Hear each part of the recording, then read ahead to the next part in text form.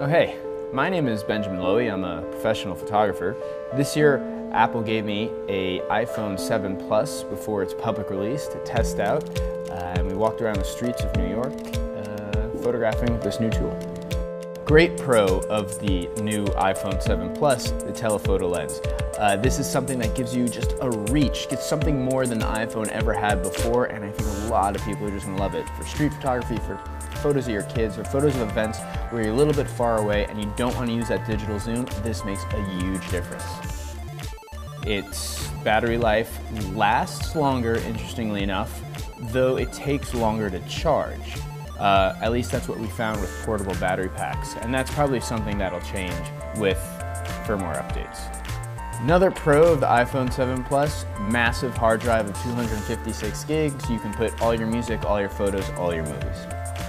There are a couple of editing programs that I love that I can really find my voice and my vision within that, and you can do it all here without going into your computer, without going at home. I mean, my train ride home is usually spent editing the pictures that I shot on my iPhone. So with any new device that comes out, it has some growing pains, some things that need to be changed with the first firmware patch.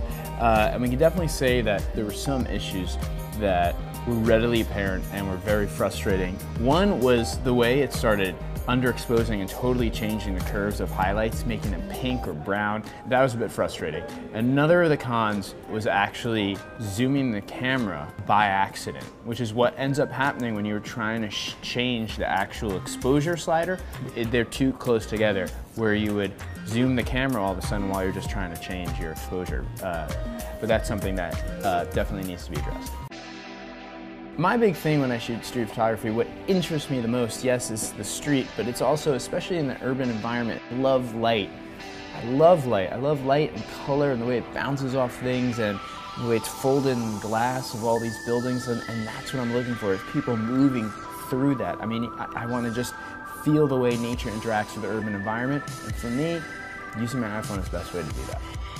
A tool like this, you're keeping both eyes open as you shoot, and you're not blocking your face. And that's a big deal. I can keep on looking at you, looking at my subject, looking at the environment, both my eyes open, remain eye contact and intimacy with your subject. That's a big deal with this, which you can't do when you have a traditional camera. So here's the thing. Is this the game-changing iPhone that we've all been waiting for? Probably not. Every single step of every single generation of these tools gives us something new, something that we use, something that we adapt to and make our images, in this case, as a photographer, in a different or better way. Having the two lenses, having a different focal length will make a difference with the type of imagery you produce now instead of having a digital zoom.